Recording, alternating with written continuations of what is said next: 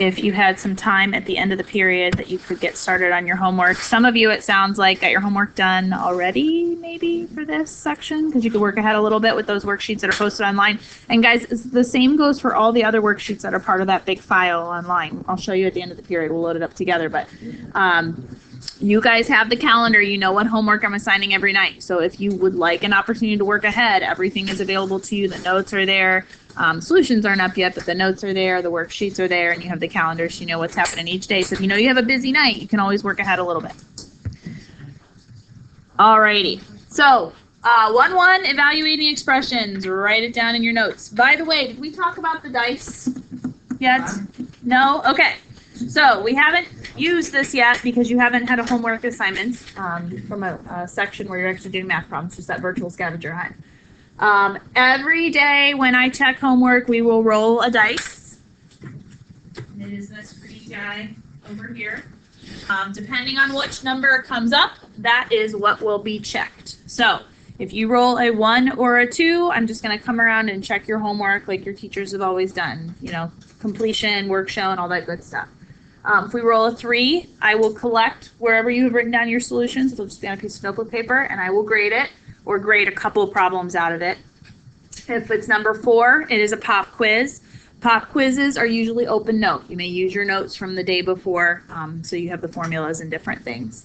Number 5 is I will check your notes. So for example, when we roll the dice on Monday, if we roll notes, I'm going to come around and look that you have written down these notes that we've been doing in class. And then 6 is a free day, which means I don't check anything. So if it's 6, you don't get anything in the grade book. If it's a 1 through 5, all the assignments are weighted equally. It would be 5 process points. Even the pop quiz is a process grade. It's only 5. Okay? Make sense? So this kind of keeps you accountable for a couple of different things. Number 1, it's important to take notes in math class. Number 2, it's important to do your homework, but not only that, we don't want to write nonsense down for our homework. It could be graded, so you want to keep that in mind. You want to do your best to get as many problems correct as possible, because when you practice something correctly, you learn it correctly. All right, so keeping in mind that your notes could be checked, take good ones. 1-1, evaluating expressions. Here we go. All right, try to do this one without a calculator with your partner. I'll give you maybe like 2 minutes. I want you to evaluate this expression when c equals 4. See what you can do. If you want to try it on your own and then check with your partner, that's another way to do it. That would be okay. Get the same answer.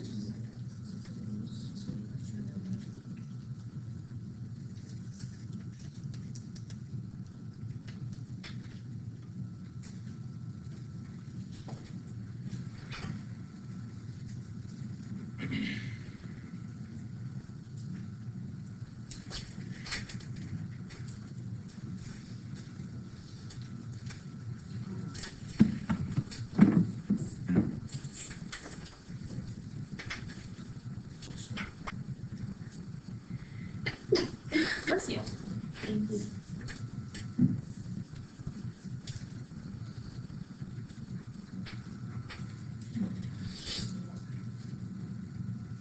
Okay, looks like we're about done. What'd you get for number 1? It's 4 times c, right? If we see nothing there, if c is 4, my answer is 16. Perfect. Number 2, 8 divided by c, again, where c is 4, answer is 2. And then finally, 15 plus c, where c is 4, gives me 19. Any questions? No. Okay, good. So we're going to be doing a lot of this kind of stuff today. Couple little definitions. We're just going to put these in our own words. What is a variable? Okay, so it's often, doesn't have to be, a letter. Good. That does what? Okay, so it represents number or a value, however you want to write that. So examples: X, Y, Z. We use capitals. Capital B. Could I use a star for a variable? Sure. Could I use a little stick man? Sure. I mean, it doesn't really matter what it is. It's a symbol that we can substitute a value in for. Okay. But a lot of times you're going to see those lowercase letters. X, Y's, and Z's are pretty popular. What is an algebraic keyword here? Expression.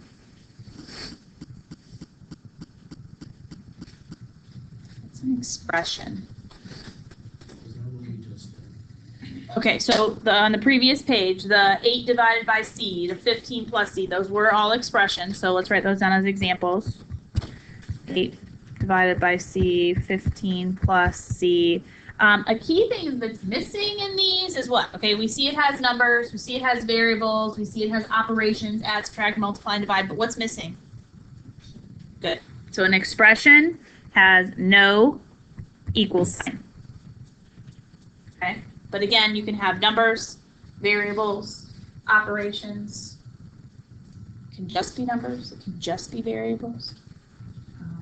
But key is there's going to be no equal sign. Okay, so you can put that in your own words however you like. If you want the really fancy definition of that, it's in the glossary in the back of your textbook. Feel free to look. All right. Any questions? Awesome. Okay. Exponent terminology. Go ahead and write down 3 to the 4th power. And we're going to label some things here. Can anybody tell me what the 3 is called? Good. The base. Can anybody tell me what the 4 is called? Okay. There we go. What is the whole thing called? The expression 3 to the 4th power. I just said it. I think I gave it away. Did you catch it? Power. The whole thing is called power. What does 3 to the 4th power mean? Like, what calculation would you do? 3 times 3 times 3 times 3. Right. Powers mean repeated multiplication. So when I say 3 to the 4th, that means 3 multiplied by itself 4 times. So 3 times 3 times 3 times 3, which again, 4 factors of 3, or you could write repeated multiplication there. Can you do that in your head? Maybe? Kind of, sort of. I'll give you a hint. Do 3 times 3, do 3 times 3, and then multiply those together. There you go. That makes it easier, doesn't it? You chunk it a little bit.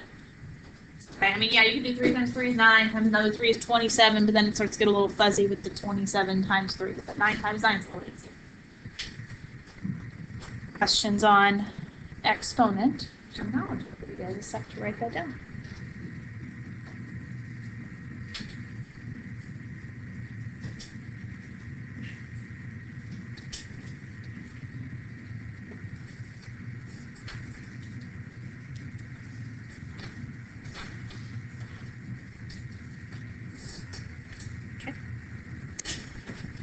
All right. Okay, evaluating. So evaluating is what you were doing in the little warm-up. We're going to have problems that have maybe more than one operation, so we're going to write down a set of steps as we go through this. Leave a little bit of room on the left side of your notes here. We're going to go ahead and simplify this problem, and we're going to do one step at a time. Okay?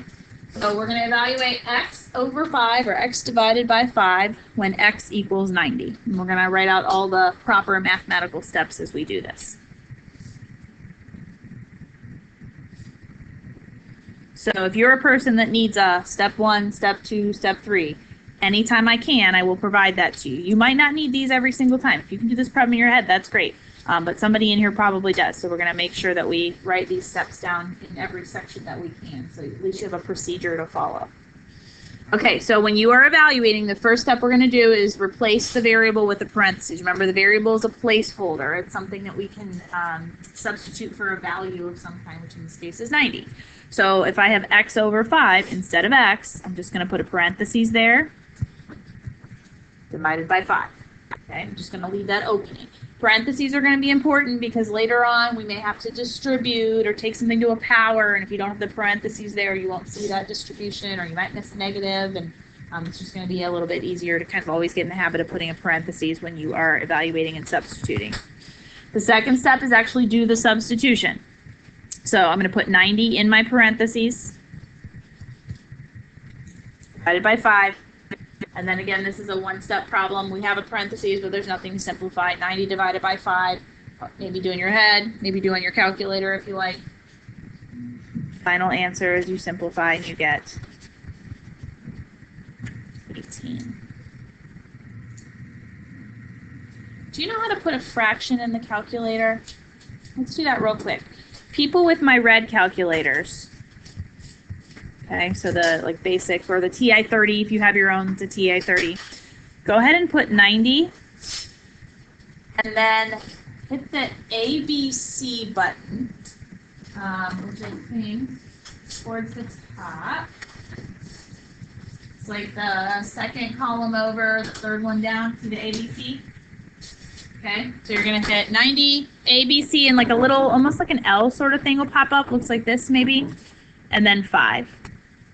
And then you can hit equals, and we know that that fraction then should reduce, I believe, and give you the 18. Does that work, red calculator people? Mm-hmm. Okay, you can try it with like 2/3 if you want something that doesn't reduce. You can hit 2, ABC, 3, and that's how you would type 2/3 and then if you wanted to do a calculator.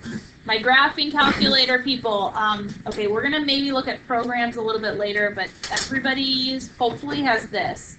We're gonna hit alpha, which is on the left side, kind of towards the top. It's a colored button.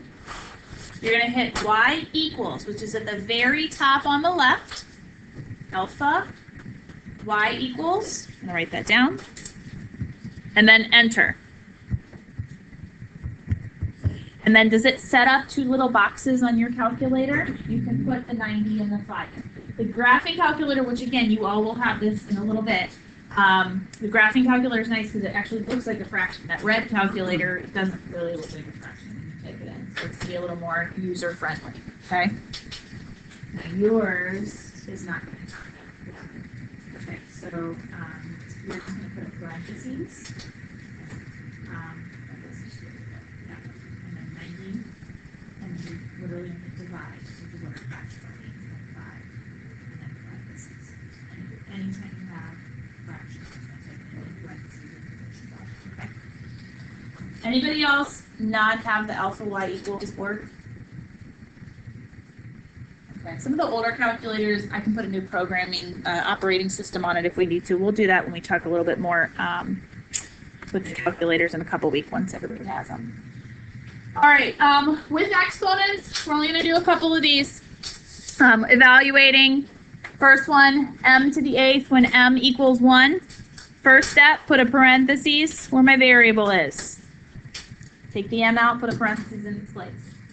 Second step, you can kind of do it all at the same time if you want, where that parentheses is at. We're going to substitute a number. There we go. And then you evaluate. Now this is one, hopefully we can do it in our head. 1 to the 8th means 1 times 1 times 1 times 1 times blah, blah, blah, right? So what's the answer? 1. 1 to any power is always going to be 1, right? You just keep multiplying 1 by itself. Okay. Y to the 3rd. When y equals -3, we're going to put in parentheses where the y is. -3 in the place of y. That's the first and the second step. Third step is put it in the calculator. Does everybody know what the exponent key looks like in the calculator? It's actually the same looking key on both types of calculator. Everybody know how you type an exponent in? It looks like an arrow pointing up, like this. You would type in -3 and then hit this key, and then 3. And actually, graphing calculator people, when you hit that key, it'll actually make it look like a power. Red calculator people, it will not. Okay. Again, parentheses are going to be important here, okay? -3 to the 3rd, correct answer is? -27. Good. Guys, I want everybody putting this in their calculator. Do not let your classmates do this for you. You do not want to find out on quiz day that you don't know how to put this in your calculator. You can't come up to me and say, it's not working, I'm getting the wrong answer, and I'm going to say you should try it in class when we're all trying together. Okay, we want to know right now if we're making mistakes. You don't make them when it really counts. X squared. Try it on your own. See what you get. X squared when x equals -5. 25. Maybe exponent.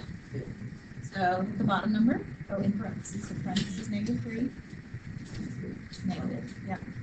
Guys, make sure a difference between negative and subtraction sign too. The negative is the one at the bottom of your calculator. The subtraction is the one on the right. Okay. Right there. Parentheses. And then the arrow is this right here. and then 3. There you go. And yours is just okay. So we'll take negative 3 in parentheses first.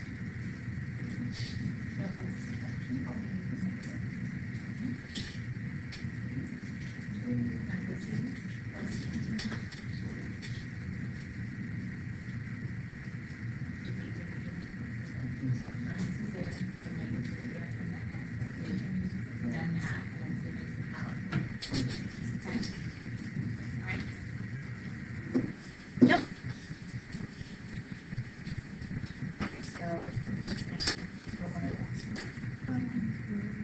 Okay, so parentheses.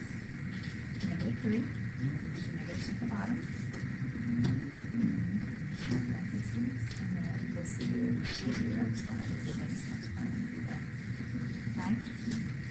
let me grab my graphing calculator. Okay. Graphing calculator, people. Couple things. In red calculator, this is the same thing.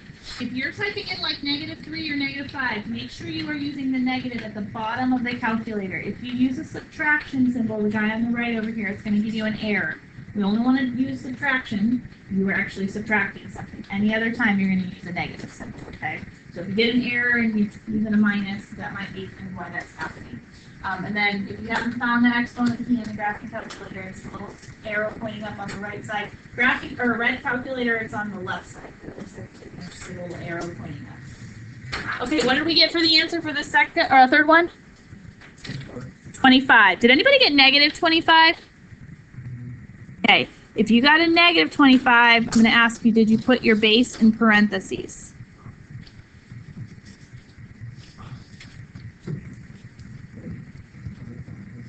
$25 is the correct answer. If you do not put the negative in parentheses, your calculator will give you the wrong answer. If you type this in, here's what the calculator does. This is order of operations. It does exponents first. So it does 5 squared, which is, what's 5 squared? 25, and then it makes the answer negative. It multiplies by that negative out front. It makes it a negative 25. So very, very important that we always, especially with exponents, is where this is going to happen, put that base in parentheses. And we should know too, right? Anything squared is always what? Positive, right? Because you have a negative times a negative, it's positive, or a positive times a positive is positive. So if you put something squared in your calculator and the calculator gives you a negative answer, there should be like a red alarm going off in your brain saying, that is not right, that doesn't make sense, I typed it in wrong, and you just fix it and you don't continue on with that mistake. Okay?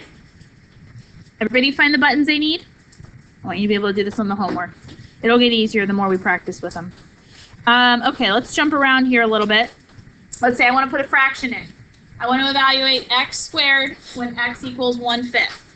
Okay, so I'm going to put my parentheses in place of the x. And I'm going to put 1/5 in there. Okay, so depending on what calculator you have, this is really just figuring out how to enter it. We'll do it by hand in a second too, but I do want you guys to be able to type this in. So real quick, everybody put a parentheses. Everyone put parentheses.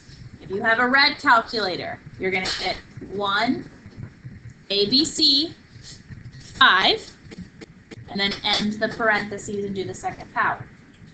If you have a graphing calculator, make a parentheses. Then you're going to hit alpha, y equals, enter. And that would make the fraction for you. Put the 1 and the 5 in, and the parentheses, and then square it. If you have a graphing calculator, it will spit out this exactly, I hope. Yes, 1/25. Yeah. If you have a red calculator, did it give you a decimal? It gave you a fraction? It gave you the 1 ABC 5 or 25? Perfect, amazing, great, okay. What if it gave you decimal? Do you remember how to switch fractions to decimals to fractions from yesterday, day before? Remember the FD button on that red calculator? The FD button, you hit second, and then the FD, it's a diagonal from it. I think it was PRB is actually on the button itself. That'll convert it if you do get a decimal and you want that fraction. Graphing calculator people, do you remember how to make a decimal into a fraction? Math enter. Write it down if you don't remember it. You're going to do that 1,000 times this year, no joke. Math enter to make a fraction. Or decimal fraction, I should say. alpha y equals to make a fraction. Okay, so math, enter to convert to a fraction. Alpha y equals. And if you don't have a graphing calculator with you right now, you should still probably write it down, right? Because you're about to get a graphing calculator real soon. All right. You guys try this one.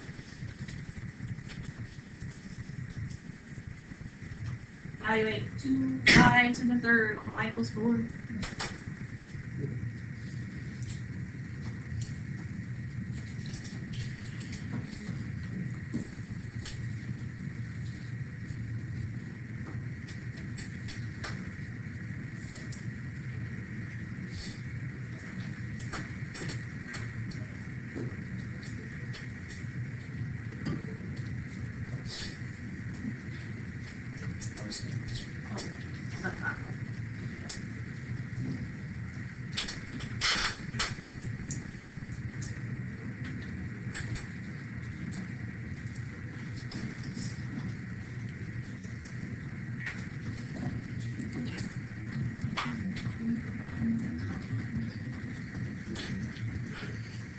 Okay, what'd you get? Anybody else have it? 128 is correct. Good. And guys, you can type this all in the calculator as you see it. You could even put a little multiplication symbol here. The reason we're getting 128, which we'll talk about a little bit more next week, order of operations is what's happening. 4 to the third is 64, and then times 2 gives you 128. Okay. Oh, by the way, that last problem, that fraction that we did, if you wanted to do this one by hand, that means 1/5 times itself. And do you guys remember how we multiply fractions? We just multiply straight across. So that's where that 125 is coming from. 1 times 1 is 1. 5 times 5 gives you the 25. Okay. All right. Let's do a word problem. If a square has a side of length s, how could you find its area? Okay, so we're going to write an expression first here. If a square has a side of length s, how can you find its area? Remember when you're writing this down, just write down the key information. We're not writing everything down word for word. That would take forever. Okay. Anytime something is referring to a shape, anything geometry-wise especially, I would be drawing a picture. So what do you know about a square?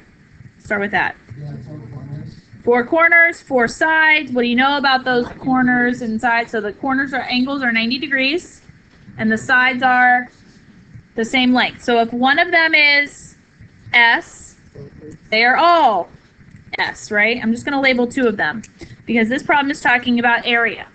Do you know how to find the area of a square / rectangle? It's the same formula. Area equals